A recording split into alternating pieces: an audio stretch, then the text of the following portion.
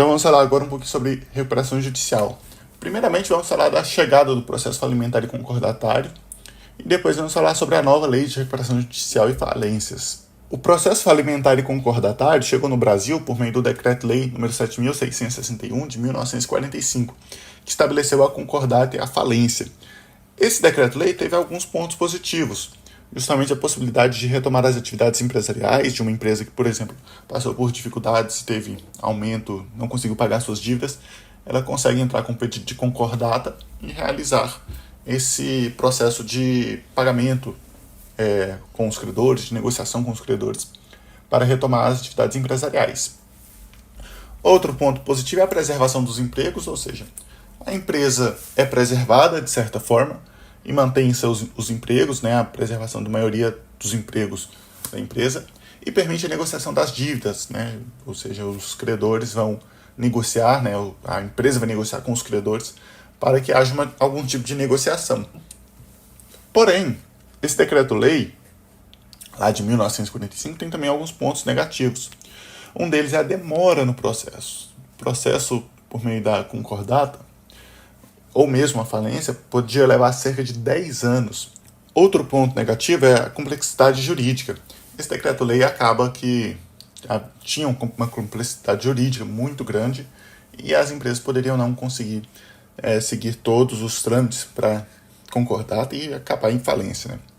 E também, outro problema desse decreto-lei é que havia a preocupação de apenas parcelar os débitos, sem o interesse dos credores, sem levantar os interesses dos credores quanto à empresa, e os motivos que a levaram a essa concordata. Então, havia alguns pontos negativos que deveriam ser resolvidos em uma legislação.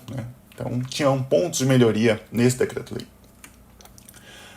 Tivemos a nova Lei de Recuperação Judicial e Falências. Primeiro, tivemos a Constituição de 1988, que teve como um dos princípios, a livre iniciativa, os valores sociais do trabalho, o direito da propriedade e a função social da propriedade. E com isso, aquele decreto-lei já não passou a atender às exigências da Constituição de 1988. E com isso, em 2005, foi criada a nova lei, foi aprovada a nova Lei de Recuperação Judicial. Em seu artigo 47 dessa lei, ela traz o objetivo da recuperação judicial. O objetivo da recuperação judicial, de acordo com essa lei, tem como objetivo viabilizar a superação da situação de crise econômico-financeira do devedor, a fim de permitir a manutenção da fonte produtora, do emprego dos trabalhadores, e dos interesses dos credores, promovendo assim a preservação da empresa, sua função social e o estímulo à atividade econômica. Ou seja, aqui ela tem por objetivo não apenas parcelar os débitos. A nova Lei de Recuperação Judicial tem por objetivo também manter a fonte produtora, manter o emprego dos trabalhadores, manter a empresa aberta, cumprindo sua função social. E isso é algo muito importante para o país. E essa lei ela tem alguns meios para que a recuperação judicial atinja esses objetivos. Um desses meios é a concessão de prazos e condições especiais para pagamento, é a cisão, incorporação, fusão ou transformação da sociedade, Então, pode ser fundida, outra empresa pode comprar e realizar uma fusão, pode ou comprar ou realizar uma fusão, e isso traz maior possibilidade de que a recuperação judicial atinja seus objetivos. Também é possível a alteração do controle societário, aumento de capital social, redução de salário, compensação de horários e redução de jornada mediante acordo ou convenção coletiva.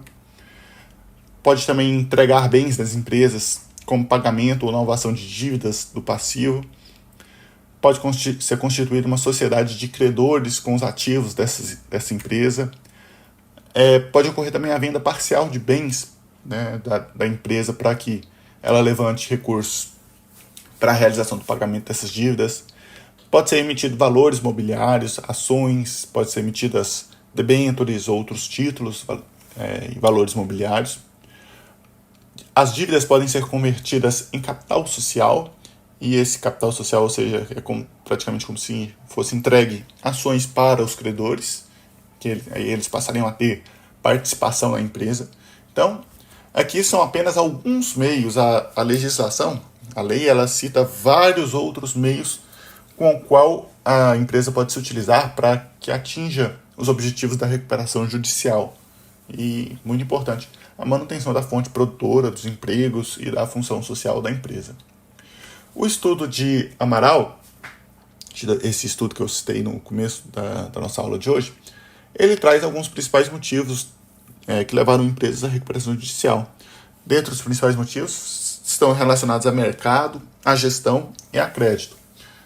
Aqui nós temos um gráfico que mostra o número de falências requeridas e o número de recuperações judiciais requeridas a partir de 2007. A lei foi aprovada em 2005 e a partir de 2007 até 2017 a gente nós vemos um aumento no número de recuperações judiciais requeridas e uma redução no número de falências requeridas. Em 2016, o número de recuperações até conseguiu ser maior que o número de falências. Então a gente vê que, pelo menos as empresas estão tentando utilizar os meios de recuperação judicial em vez de requerer a própria falência da empresa, né, que já é uma situação muito mais complicada, né, do que uma recuperação judicial que mantém a fonte produtora, né, mantém os empregos, mantém os impostos. Então é muito importante que as empresas se mantenham no mercado, né, para que haja manutenção de tudo isso, que as empresas consigam superar essa situação econômico-financeira delicada.